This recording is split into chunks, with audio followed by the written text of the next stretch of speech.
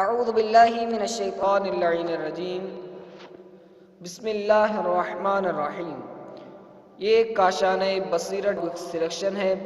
اس وقت جو کتاب آپ سماعت فرما رہے ہیں اس کا نام ہے حضرت زینب کبریٰ کے تاریخ ساز اور عہد آفرین خطبے۔ لکھنے والے ہیں جناب حضرت آیت اللہ علامہ سید ابن حسن نجفی، اور آپ کی خدمت میں ریڈر کے طور پر ذیشان حیدر۔ اور یہ اس کتاب کا پارٹ نمبر 2 ہے۔ فہرست میں سے دوسرا مطلب تجلیات حیات۔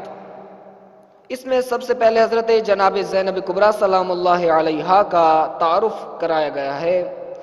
مختصر تعارف کے طور پر میلاد مسعود 5 شعبان یا جمادی الاول 5 ہجری، مقام ولادت مدینہ منورہ، والد گرامی امیر المؤمنین حضرت علی بن ابی طالب علیہ السلام، والدہ ماجدہ فاطمہ الزہرا سلام اللہ علیہا، دختر حضرت محمد مصطفیٰ صلی اللہ علیہ وآلہ وسلم، شوہر نامدار بحر کرم جناب عبداللہ ابن جعفر طیار، اولاد امجاد، کربلا کے شہید اونو محمد۔ حضرت بی بی زینب سلام اللہ علیہا کی تاریخ وفات ہے 15 رجب 62 ہجری، مزار مقدس قریہ راویہ شام۔ آگے فرماتے کہ جناب زینب سلام اللہ علیہا سرکار خاتم الانبیاء صلی اللہ علیہ وآلہ وسلم کی بڑی نواسی تھی۔ جب آپ پیدا ہوئی تو پیغمبر خدا صلی اللہ علیہ وآلہ وسلم نے اللہ تعالیٰ کی مرضی سے آپ کا نام زینب رکھا، اور حضور صلی اللہ علیہ وآلہ وسلم ہی نے نو مولود کے عقیقے کا اہتمام فرمایا۔ خمس نجبہ یعنی وہ 5 ہستیاں جو آیت تطہیر کے نازل ہونے کے وقت اس آیت کا مصداق قرار پائیں، انہی پنجتن پاک نے جناب زینب سلام اللہ علیہا کی ذہنی تعمیر و تربیت میں بھرپور حصہ لیا۔ غیر معمولی ذہانت و فراست کے باعث دانشمند ملت اسلامی جناب عبداللہ ابن عباس آپ کو عقیلہ بنی ہاشم کے لقب سے یاد کرتے تھے، اور پھر یہ لقب ایسا سجا کہ آپ کی شناخت بن گیا۔ مخدومہ سلام اللہ علیہا صرف 5-6 سال ہی کی تھیں کہ پہلے تو دم ہوش چاہنے والے نانا صلی اللہ علیہ وآلہ وسلم کو رخصت ہوتے دیکھا، پھر آپ اس عظیم حادثے کے زیادہ سے زیادہ 3 ماہ کے بعد ماں کی مامتا سے بھی محروم ہو گئی۔ ذی الحجہ 35 ہجری میں جمہور اسلام کے بے حد اصرار پر امیر المؤمنین علی بن ابی طالب سلام اللہ علیہ نے مملکت اسلامیہ کی انتظامی ذمہ داریاں قبول فرما لیں، اور جنگ جمل کے خاتمے پر رجب 36 ہجری میں آپ علیہ السلام نے کوفے کو حکومت کا مرکز قرار دیا۔ جب خاندان کے سربراہ نے جگہ بدلی تو بنی ہاشم کے بہت سے اشخاص مدینے سے آ کر یہی رہنے لگے۔ جناب زینب سلام اللہ علیہا بھی کوفے میں باپ کے ساتھ تھیں، اور اپنے خصوصی امتیازات کے باعث آپ کو خاتون اول کی حیثیت حاصل تھی۔ تاریخ نگار لکھتے ہیں کہ جناب زینب کبریٰ سلام اللہ علیہا نے اپنے شریعت قدے میں ایک بڑی اہم درسگاہ قائم کی تھی، جس میں کوفے کی خواتین آپ سے معارف اسلامی کا درس حاصل کرتی تھیں۔ انہی خصوصیات کے پیش نظر حضرت امام زین العابدین علیہ السلام اپنی پھپھی جناب زینب سلام اللہ علیہا کو عالمہ غیر معلمہ کہتے تھے، یعنی وہ دانشور جس نے علم و آگہی کے سلسلے میں دنیا کے عام مدارس اور یہاں کے کسی مدرس سے کچھ نہ حاصل کیا ہو۔ جناب امیر علیہ السلام نے اپنی اس تاریخ ساز بیٹی کی شادی اپنے ہونہار بھتیجے عبداللہ ابن جعفر کے ساتھ کر دی۔ عبداللہ ابن جعفر علی علیہ السلام کے شاگرد رشید بھی تھے، اور اپنی جی موہ لینے والی خوبیوں کی وجہ سے ہر دل عزیز، بڑے مقبول، نیز اپنے جود و کرم اور داد و دہش کے باعث دریائے سخاوت کہلاتے تھے۔ 21 رمضان سن 40 ہجری میں مولا متقیان سلام اللہ علیہ نے جام شہادت نوش فرمایا۔ اس سانحے سے یوں تو پوری دنیا میں تہلکہ مچ گیا، مگر عالم اسلام کو خصوصیت سے ناقابل برداشت حد تک مصائب و شدائد کا سامنا کرنا پڑا۔ زندگی کا ہر شعبہ غیر متوازن ہو کر رہ گیا، اور جناب امیر علیہ السلام سے جو لوگ وابستہ تھے وہ تو جس طرح کے ہوش ربا اور زہرہ گداز حالات سے دوچار ہوئے، اس کی تفصیل تاریخ کا ایک بہت بڑا علمیہ ہے۔ پھر فاتح خیبر کے گھر والوں پر سختیوں کے جو پہاڑ ٹوٹے ہیں، ان کی تکلیف کو بھلا کون بیان کر سکتا ہے؟ بس یہیں سے جناب زینب کی آزمائشوں کا بھی دور شروع ہوتا ہے۔ باپ کی شہادت کے بعد بے شمار دکھ بھرے واقعات کے علاوہ سن 50 ہجری میں حضرت فاطمہ سلام اللہ علیہا کی بیٹی نے اپنے بڑے بھائی امام حسن علیہ السلام کو عالم دیکھا جس کے تصور سے کلیجہ پھٹنے لگتا ہے۔ اور پھر کربلا آنے تک جس طرح آپ سراپا درد اور ہمہ وقت مصروف پیکار رہی ہیں، اس کی کوئی اور مثال نہیں ملتی۔ دشت نینوا کا یوں تو ہر دن حشر آسا اور ہر رات قیامت خیز تھی۔ بالخصوص عاشور کی شب تاریخ عالم کی سب سے طویل، حد درجہ ہولناک، انتہائی ہمت شکن اور بڑی شاکیب آزمارات تھی، مگر شریکت الحسین علیہ السلام کے پائے ثبات میں ہر مشکل نے آنکھیں رکھ دی۔ اور جب عاشور کا دہکتا ہوا سورج نکلا تو اس کی شعلہ ریز اور ترچھی کرنوں سے کہیں زیادہ روح فرسا غم و علم کا ہجوم تھا۔ اور پھر اس سلگتے ہوئے دن کا ہنگام اثر، پناہ بخدا، ابھی تک عالمی ادب کو وہ لفظ نہیں میسر ہوئے کہ جس کے ذریعے عصر عاشور کی کرب انگیزی کا اظہار ممکن ہو۔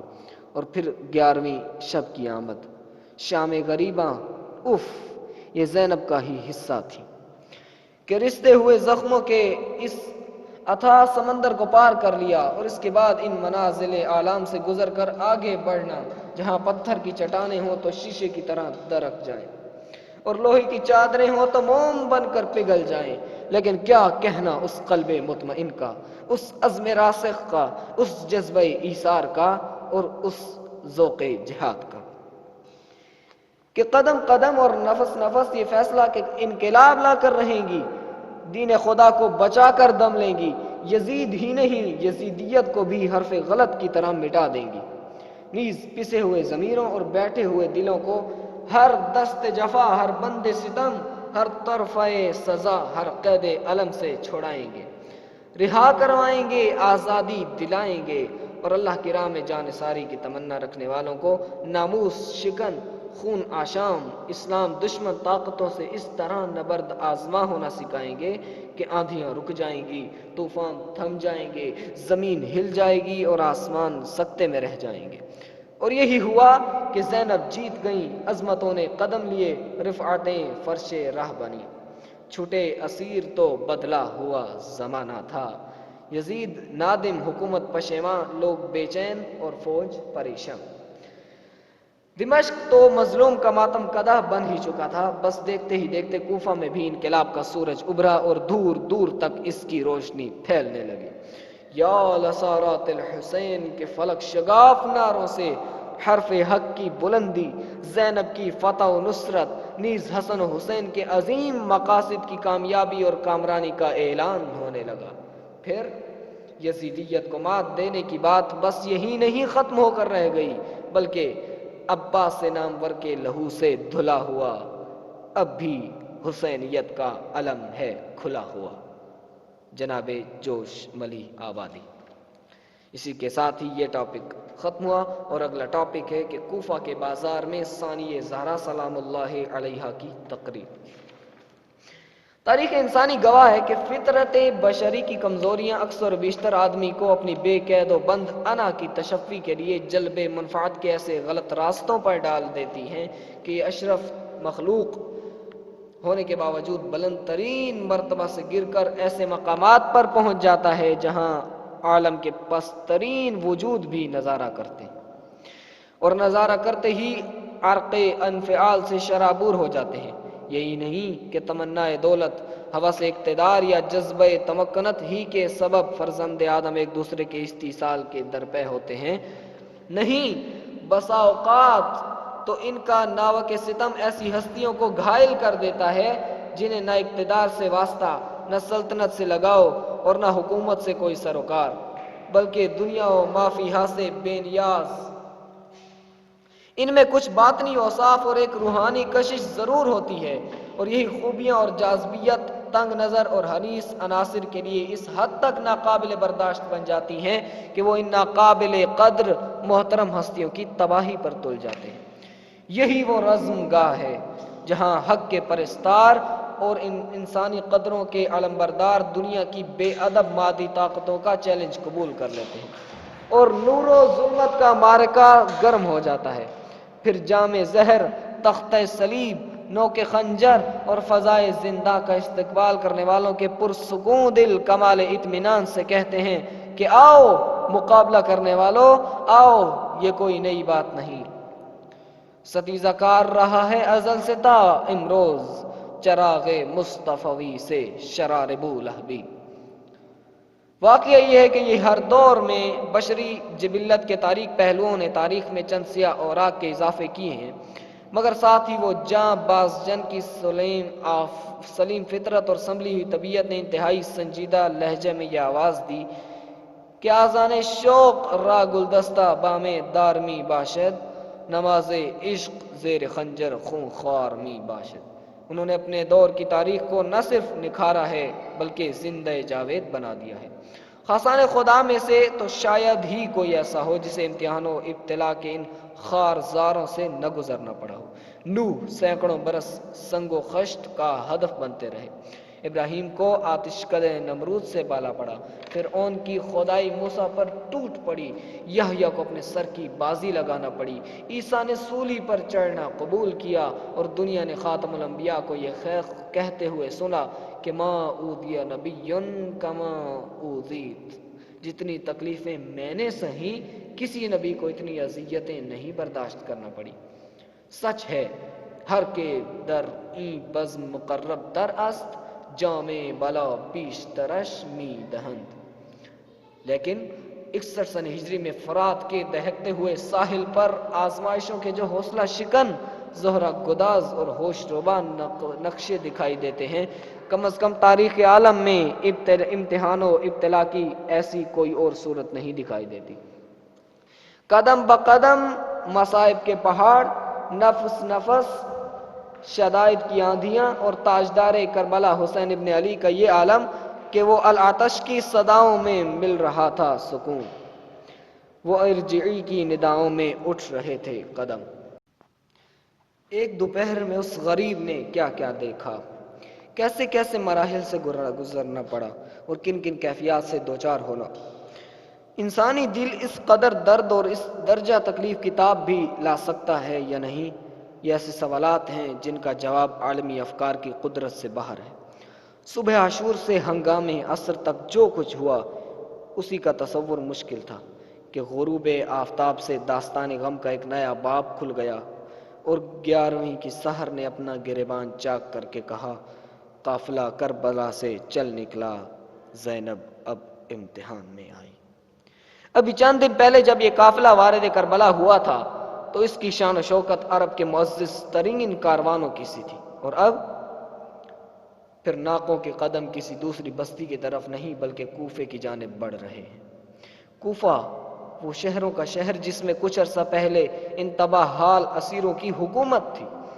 بازار سجے ہوئے، شاہراہیں آراستہ، ایک طرف تو مقامی تماشائیوں کا مجمع سمندر کی طرح ٹھاٹھے مار رہا تھا اور دوسری طرف ان لٹے ہوئے پردیسیوں کو دیکھنے کے لیے اطراف و اکناف کے باشندے بھی سیلاب کی مانند امڈے چلے آ رہے تھے کہ سپاہ شام کا ایک دستہ ان کے سامنے سے باجا بجاتا ہوا گزرا۔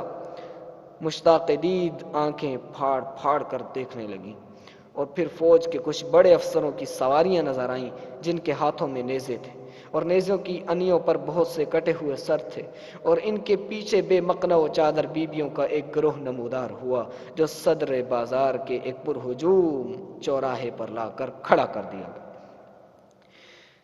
سرکاری اطلاعات کے مطابق تو یہ ایک منحرف، باغی اور سرکشی کا پرچم لہرانے والے شخص اور اس کے مٹھی بھر ساتھیوں کے فرقہائے بریدہ کا جلوس تھا، نیز انہیں عبرتناک شکست دے کر ان کے پسماندگان کو فاتح فرما روا کے نمائندے عبید اللہ ابن زیاد کے حضور پیش کرنے کے لیے خوشیوں بھری تقریب کا اہتمام اور مسرتوں سے چھلکتا ایک جشن برپا کیا گیا تھا۔ مگر جتنے منہ اتنی ہی باتیں، کسی نے کچھ کہا کسی نے کچھ، کیونکہ یزیدی سیاست کے تقاضوں کے پیش نظر حقیقت واقع اور اصل حالات سے سب کو بے خبر رکھا گیا تھا، اور ادھر خون حسین کے ہر قطرہ کو اسرار شہادت کی تفسیر مطلوب تھی، لہٰذا اس عظیم مقصد کی عظیم نگہبان بھلا کیسے خاموش رہتی۔ ایک دفعہ ٹھاٹھے مارتے ہوئے مجمع کی طرف ہاتھ سے اشارہ کیا، بے قابو ازدحام متوجہ ہوا، سناٹا چھایا اور آنکھیں ساون بہادوں کی طرح برسنے لگی۔ الحمدللہ والصلاة علی ابی محمد وآلہ الطیبین الاخیار، یہ تھا بنت نبی کی تقریر کا ابتدائی لہجہ، ابتدائی جملہ جس نے کوفہ والوں کے دل و دماغ کو فتح کر لیا، اور پھر عقیلہ بنی ہاشم فلسفہ شہادت کی ترجمہ جناب زینب اپنے والد گرامی کے انداز میں خطبہ خواں ہوئی، نیز ہر جملے سے فصاحت و بلاغت کے ساتھ حقائق و معارف کا جو دریا امڈا ہے، عالم تبلیغ و تلقین میں اس کی کوئی اور مثال نہیں ملتی۔ نیز اپنے سریع اور شدید رد عمل کے حوالے سے یہ تقریر فکری انقلاب کی تاریخ اور انسانی نفسیات کی دنیا میں بھی اپنی نظیر آپ ہی سمجھی جاتی ہے۔ علی کی جاہ و جلالت نبود کرتی ہے زباں پہ جب کبھی زینب کا نام آتا ہے۔ جناب نجفی۔ الحمدللہ والصلاة علی ابی محمد وآلہ الطیبین الاخیار۔ بی بی کا خطبہ شروع کرتے ہوئے فرماتے ہیں کہ حمد و ثنا اللہ تعالیٰ کے لیے، اور درود و سلام میرے پدر بزرگوار محمد مصطفیٰ صلی اللہ علیہ وآلہ وسلم اور ان کے پاک اور نیک اہل بیت پر۔ اما بعد، یا اہل الکوفہ، اے کوفہ والو، یا اہل القتل والغدر اتبکون فلا رقعت الدمع ولا هدأت الرنة انما مثلكم كمثل التي نقضت غزلها من بعد قوة انكاثا تتخذون ايمانكم دخلا بينكم وهل فيكم الا السلف النطف والصدر الشنف وملق الإماء وغمز الأعداء أو كمرع على دمنة أو كفضة على ملحودة الآساء ما قدمت لكم أنفسكم أن سخط الله عليكم وفي العذاب أنتم خالدون أتبكون وتنتحبون أي والله فابكوا كثيرا واضحكوا قليلا فلقد ذهبتم بعارها وشنارها ولن ترحضوها بغسل بعدها أبدا وأن ترحضون قتل سليل خاتم النبوة ومعدن الرسالة وسيد شباب أهل الجنة وملاذ خيرتكم ومفزع نازلتكم ومنار حجتكم ومدرة سنتكم الآساء ما تزرون وبعدا لكم وسحقا فلقد خاب السعي وتبت الأيدي وخسرت الصفقة وبؤتم بغضب من الله وضربت عليكم الذلة والمسكنة ويلكم يا أهل الكوفة أتدرون أي كبد للرسول الله فريتم وأي كريمة له أبرزتم وأي دم له سفكتم وأي حرمة له انتهكتم وَلَقَدْ جِئْتُمْ بِهَا صَلْعَاءَ عَنْقَاءَ سَوْدَاءَ فَقْمَاءَ خَرْقَاءَ شَوْهَاءَ كَطِلَاعِ الْأَرْضِ أَوْ مِلْءِ السَّمَاءِ أَفَعَجِبْتُمْ أَنْ مَطَرَتِ السَّمَاءُ دَمًا وَلَعَذَابُ الْآخِرَةِ يَخْزَى وَأَنْتُمْ لَا تُنْصَرُونَ فَلَا يستخفنكم المهل فإنه لا يحسفه البدار ولا يخاف عليه فوت الثار وإن ربكم لبالمرصاد ثم أنشأت تقول ماذا تقولون إذ قال النبي لكم ماذا صنعتم وأنتم آخر الأمم بأهل بيتي وأولادي ومكرمتي منهم أسارى ومنهم ضرجوا بدم ما كان ذاك جزائي إذ نصحت لكم أن تخلفوني بسوء في ذوي رحمي انی لاخشى علیکم ان یحل بکم مثل العذاب الذی اودى علی ارم۔ اس خطبے اور تقریر کا ترجمہ پیش خدمت ہے۔ کوفے والو، غدر و فریب کے پجاریوں، رو رہے ہو؟ تمہارے یہ آنسو کبھی نہ رکیں، ہمیشہ فریاد کرتے رہو مکاری کے پتلو۔ تم تو اس عورت کی طرح ہو جو محنت سے اون کاٹتی تھی اور پھر خود ہی اسے ٹکڑے ٹکڑے کر ڈالتی تھی۔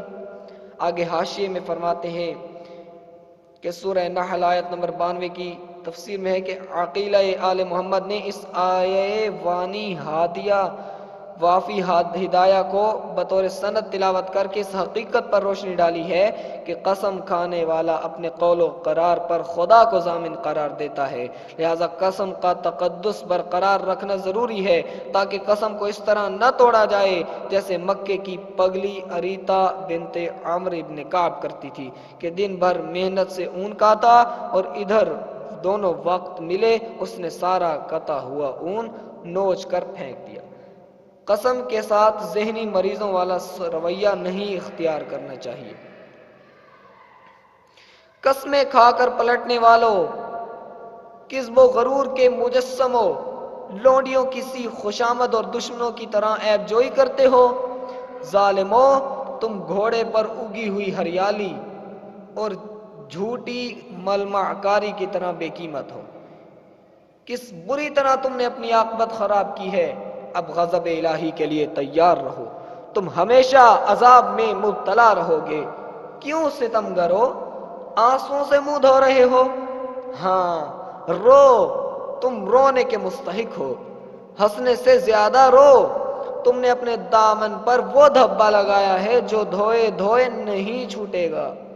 کوفے والو، یہ اندھیر کہ خاتم النبیین کے بیٹے اور سردار جوانان جنت کو قتل کر ڈالا۔ بے حمیتو، تم نے اسے خاک و خون میں ملایا، تم نے اسے خاک و خون میں ملایا ہے جو تمہارے لیے کعبہ امن، جائے پناہ، صلح و آشتی کی آماجگاہ اور منارہ ہدایت تھا۔ غور تو کرو تم نے کتنا بڑا گناہ کیا ہے، کس بری طرح تم نے رحمت الہی سے دور ہوئے۔ تمہارے مساعی عبث، کوشش بے سود، ذلت و خواری کے خریدارو، تم عذاب میں ضرور گرفتار ہوگے۔ وائے ہو تم پر حق فروشو، تم نے اپنے رسول کے کلیجے کو پاش پاش اور اس کے حرم کو بے پردہ کیا۔ کتنے اچھے اور سچے لوگوں کا خون بہایا اور کن کن طریقوں سے سرکار ختم المرسلین صلی اللہ علیہ وآلہ وسلم کی حرمت ضائع کی۔ کوفیو، تم نے وہ کام کیا ہے جس کے سبب کچھ دور نہیں کہ آسمان پھٹ پڑے، زمین شق ہو جائے اور پہاڑ ریزہ ریزہ ہو جائیں۔ تمہاری برائیاں آفاق گیر، تمہاری بدعمالی نے پوری دنیا کو گھیرے میں لے رکھا ہے۔ سنو، تم حیران ہو کہ اس واقعہ نے آسمان سے خون برسایا؟ ٹھہرو، عذاب آخرت اس سے زیادہ تمہیں رسوا کرے گا، اور وہ بھی اس وقت جبکہ نہ تمہارا کوئی حامی ہوگا نہ مددگار۔ ہاں یقین مانو، یہ مہلت کے لمحے تمہارے بوجھ کو ہلکا نہیں کر سکتے۔ وقت قبضہ قدرت سے باہر نہیں ہے، انتقام کی گھڑیوں کو قریب سمجھو، اور داور محشر گناہگاروں کی گھات میں ہے۔ پھر آپ نے فرمایا، کوفیو، تم اس وقت کیا جواب دو گے جب پیغمبر خدا تم سے کہیں گے کہ تم آخری امت ہو، تم نے میری اولاد، میرے اہل بیت، میری حرمت اور میرے ناموس کے ساتھ یہ کیا کیا؟ میرے گھرانے کی کچھ ہستیوں کو اسیر بنایا اور بعض کو قتل کر ڈالا۔ کیوں؟ میرے احسانات، رشد و ہدایت کی یہی جزا تھی؟ یہی صلہ تھا کہ میرے بعد میرے عزیزوں اور میری آل اولاد کے ساتھ یہ سلوک کیا جاتا؟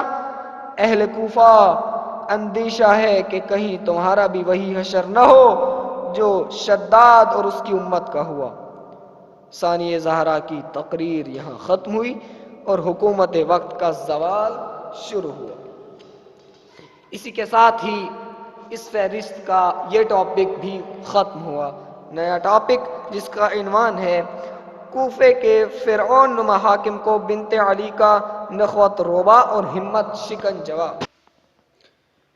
کوفہ کے شہر بے کراں پر آہوں کی بدلیاں چھائی ہوئی تھیں اور تمام شاہراہیں لوگوں کی کثرت سے چھلک رہی تھی۔ حد خیال تک آدمی ہی آدمی، مگر جسے دیکھو رنگ اڑا ہوا، منہ کھلا ہوا، آنکھیں ڈبڈبائی ہوئیں، پھر دیکھتے ہی دیکھتے سوگوار مجمع کی ہچکیاں بند گئیں۔ سامنے ایک لوٹا ہوا قافلہ تھا جو قدم قدم تڑپا دینے والا درد بانٹ رہا تھا اور نفس نفس ضمیروں میں اتر جانے والے غم کا ہجوم لگاتا چلا جا رہا تھا۔ دوسری جانب قصر ریاست میں دمشق کی ناز نطینی سلطنت کا جفا پیشہ نمائندہ خوشی کے مارے جھوم رہا تھا اور اس کے کہنے پر سارے درباری نام نہاد کامیابی کا جشن منا رہے تھے۔ کج نہاد حاکم چاہ رہا تھا کہ اپنے مصنوعی جاؤ جلال اور جھوٹی مسرتوں کا میلہ لگا کر ان قیدیوں کو جو سچائی کا کانٹوں بھرا راستہ طے کر کے ایک پورا مقتل اٹھائے ہوئے چلے آ رہے ہیں، کچھ اور دکھ دے، تھوڑی اور اذیت پہنچا دے تاکہ ان کے اعصاب کی رہی صحیح طاقت بھی ختم ہو جائے۔ چنانچہ ادھر فرمان نکلا، ادھر سرکاری کارندوں نے رسن بستہ اسیروں کو راج محل کے دروازے تک پہنچا دیا اور پھر چند لمحوں میں یہ قیدی کاخ سفید البیضاء کی روشوں سے ہوتے ہوئے تخت امارات کے سامنے تھے۔ صوبے کا کرتا دھرتا اموی فرما روا یزید ابن معاویہ کا دست راست اور زیاد ابن ابی جیسے مجہول النسب باپ کا بیٹا عبید اللہ اقتدار کی کرسی پر فرعون کا کردار پیش کر رہا تھا۔ علاقے کی مشہور ہستیاں، حکومت کے پسندیدہ اشخاص، نیز فوج اور انتظامیہ کے بڑے بڑے عہدیدار آنے والے قیدیوں کو دم سادھے دیکھ رہے تھے، لیکن ابن زیاد انتہائی رعونت سے اسیروں کا جائزہ لے رہا تھا۔ اچانک اس کی نظر ایوان کے آخری کونے پر پڑی جہاں ایک موقر خاتون دربار کے آداب و روایات سے بے پرواہ کچھ جانثار عورتوں کے حلقے میں کمال اطمینان کے ساتھ تشریف فرما تھی۔ یہ کون ہے؟ عبید اللہ نے نہایت تلخ لہجے میں دریافت کیا، مگر اسے کوئی جواب نہیں ملا۔ ماحول پر پرانے قبرستان کا سا سناٹا چھایا ہوا تھا۔ فضا میں دوبارہ ارتعاش پیدا ہوا۔ ابن زیاد تیوریاں چڑھا کر پھر اپنا سوال دہرا رہا تھا، بتاؤ یہ کون ہے؟ مگر اس مرتبہ بھی خاموشی طاری رہی۔ کوفے کے حاکم نے تیسری دفعہ غصے میں بے قابو ہو کر پوچھا، آخر بتاتے کیوں نہیں، یہ کون عورت ہے؟ اب کی ان فدائی عورتوں میں سے جو عظیم خاتون کو اپنے گھیرے میں لیے ہوئے تھیں، ایک نے منتہی جرأت و طلاقت سے جواب دیا، پوچھنے والے، یہ علی کی بیٹی زینب ہے۔ زینب کا نام سنتے ہی زیاد کا بیٹا کلیجے کے پھپھوڑے پھوڑنے لگا۔ اس کی بس بھری زبان سے جو پہلا جملہ نکلا وہ یہ تھا، الحمدللہ الذی فضحکم وقتلکم وکذب احد وسطکم۔ خدا کا شکر کہ اس نے تمہیں رسوا کیا، موت کے گھاٹ اتارا اور تمہارے ناپسندیدہ ارادوں کو بے نقاب کر دیا۔ بس یہ سننا تھا کہ فاتح خیبر اور صاحب ذوالفقار کی بیٹی نے اپنے اقتدار شکن اور سلطنت فشار انداز سے یوں خطاب فرمایا۔ بس یہ سننا تھا کہ فاتح خیبر اور صاحب ذوالفقار کی بیٹی نے اپنے اقتدار شکن اور سلطنت فشار انداز سے یوں خطاب فرمایا، الحمدللہ الذی اکرمنا بنبیہ صلی اللہ علیہ وآلہ وسلم وطہرنا من الرجس تطہیرا، انما یفتضح الفاجر ویکذب الفاسق وہو غیرنا۔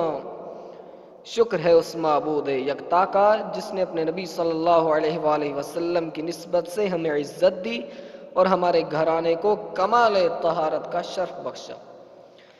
ابن زیاد بے آبرو وہ ہوتا ہے جو سیاکار و بد اطوار ہو، نیز جھوٹا وہ بنتا ہے جو آئین کی خلاف ورزی کرے، قانون کے پرزے اڑائے، اور وہ ہم نہیں کوئی اور ہوگا۔ تلوار کی باڑھ جیسے اس تیز جواب سے خدا کے دشمن عبید اللہ کی آنکھوں میں خون اتر آیا۔ چٹیلے ناگ کی طرح کئی بل کھا کر اس نے بڑی بے تابی سے کہا، کیف رأیت صنع اللہ فی اہل بیتک و اخیک، دیکھا اللہ نے تمہارے کنبے کی کیا گت بنائی اور تمہارے بھائی پر کیسا حشر توڑا۔ بات اب برداشت سے باہر ہو چکی تھی، اقدار و نظریات کی کھلی توہین۔ اس کے علاوہ ابن زیاد انتہائی شقاوت کے ساتھ عقیلہ بنی ہاشم کے طہارت نسب، تقدس مآب خاندان اور زینب کے فخر کائنات عزیز اور شہید بھائی کے بارے میں ہرزہ سرائی کر رہا تھا۔ بنابراین ثانی زہرا سلام اللہ علیہا کے تیور بدلے اور معلوم ہوا کہ برق و آتش کا ایک چشمہ تھا جو ابل پڑا۔ ارشاد ہوا، ما رأیت الا خیرا هؤلاء قوم كتب الله عليهم القتل فبرزوا الى مضاجعهم فسيجمع الله بينك وبينهم فتحاج وتخاصم فانظر لمن الفلج يومئذ ثقلتك امك يا ابن مرجانه۔ ہم نے ہمیشہ اچھائی دیکھی، ہاں خاندان رسالت کا رتبہ اتنا اونچا ہے کہ انہیں شہادت جیسی نعمت نصیب ہو۔ خدا نے جو چاہا وہ انہوں نے کر دکھایا۔ یہ قتل گاہ سے گزرے اور گنج شہیداں میں محو آرام ہو گئے، مگر یاد رکھنا پسر زیاد وہ جو سب کا داد رس ہے، آخری فیصلے کے لیے وہ بہت جلد تجھے اور انہیں اپنی عدالت میں طلب کرنے والا ہے، اور جب آمنا سامنا ہوگا تب دیکھنا مظلوم کی فریاد کیا رنگ لاتی ہے اور خون ناحق کیا اثر دکھاتا ہے۔ مر جانا کے جائے تیری ماں کی کوکھ اجڑے، وہ تیرا سوگ منائے، سن ہاں سن، داور محشر جس دن انصاف کرے گا اس دن تجھے پتہ چلے گا کہ کون جیتا اور کون ہارا۔ کربلا کی پاسبان اور حسینیت کی نگہبان نے کوفے کے فرما روا کو رد کرنے میں جو دلیری دکھائی اور اسے نیچا دکھانے میں جس بے جگری سے کام لیا، وہ شجاعت و شہامت کی تاریخ میں ایک انوکھی مثال ہے۔ امید کے خلاف بھڑکتے ہوئے شعلوں کا پہ در پہ ہجوم اور توقع کے برعکس لپکتے ہوئے کوندوں کی لگاتار یورش سے ابن زیاد ہکا بکا رہ گیا۔ یوں لگ رہا تھا جیسے پاؤں تلے سے زمین نکل گئی ہو، اس میں سکت نہیں رہی، غرور ٹوٹ گیا، اس کی سیاست جواب دے گئی اور ریاست زلزلوں کی زد میں آ گئی۔ احساس کمتری کے بوجھ سے اس کے اعصاب پچی ہو گئے تھے، کوئی جواب نہیں بن پا رہا تھا۔ بالآخر کھسیان پن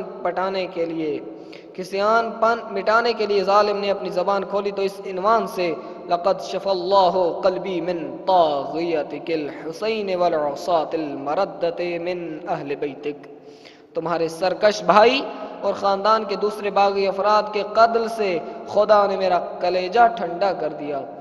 ختم المرسلین کی نواسی نے چشم خونبار سے ماحول پر ایک نظر ڈالی، صورتحال کا جائزہ لیا اور پھر کمال تمکنت سے ارشاد فرمایا، لعمری لقد قتلت کہلی وقطعت فرعی واجتثثت اصلی فاذا فی هذا شفاؤک فلقد اشتفیت۔ ابن زیاد، تو نے ہمارے بڑوں کو تہہ دیکھ کیا، ہمارے سایہ دار شجر کی شاخیں کاٹ ڈالیں، ہمارے پھولے پھلے درخت کو جڑ سے نکال ڈالا۔ اب اگر قلب و جگر کی آگ یوں ہی بجھتی ہے تو پھر سمجھنے کو سمجھ لے کہ ٹھنڈک پڑ گئی۔ لیکن تاریخ بتاتی ہے کہ ابن زیاد کو اس کے بعد کبھی آرام نصیب نہیں ہوا، اس لیے کہ کربلا کے نمائندہ قافلہ کی ترجمان حضرت زینب علیہ السلام نے اسلامی فکر اور انسانی ضمیر کو کچھ اس طرح جگا دیا تھا کہ یہ بیداری ایک باقاعدہ تحریک بن گئی اور کوفے سے لے کر شام تک تمام راج محلوں اور سارے شبستانوں کے چراغ گل ہوتے نظر آئے۔ یہ عقیلہ بنی ہاشم ہی کی تقریروں اور مکالموں کا اثر تھا جو صحابی رسول صلی اللہ علیہ وآلہ وسلم عبداللہ ابن عفیف ازدی بھرے مجمع میں سراپا احتجاج بن گئے۔ اسی طرح خاندان غامد اور بنو وائلہ کے بعض جیالے بھی حکومت کے خلاف سرگرم عمل ہو گئے، اور پھر یہ بات اتنی عام ہوئی کہ گھر گھر بغاوت کے پرچم لہرانے لگے اور جگہ جگہ شہر آشوب کسی کیفیت پیدا ہو گئی۔ بڑے بڑے فوجی افسر استعفیٰ دینے لگے، شہر کے معزز باشندوں نے کوفے میں رہنا چھوڑ دیا اور دیکھتے ہی دیکھتے زنجیریں ٹوٹنے لگیں اور زندان کے دروازے کھلنا شروع ہو گئے۔ ان حالات پر تبصرہ کرتے ہوئے الامامہ و سیاسہ کے مؤلف ابن قتیبہ لکھتے ہیں کہ عبید اللہ ابن زیاد کو یہ برا وقت بھی دیکھنا پڑا کہ بصرے جیسے شہر میں جب وہ تقریر کرنے کھڑا ہوتا تھا تو عوام اس پر اینٹوں اور پتھروں کا میہ برساتے تھے۔ اسی کو اہل جہاں انقلاب کہتے ہیں۔ حسین پیارا رہے تیرا نام، زینب اونچا رہے تیرا کام۔ اور اسی کے ساتھ ہی کتاب حضرت زینب کبریٰ کے تاریخ ساز اور عہد آفری خطبے کا دوسرا پارٹ ختم ہوا۔ والسلام علیکم ورحمۃ اللہ وبرکاتہ۔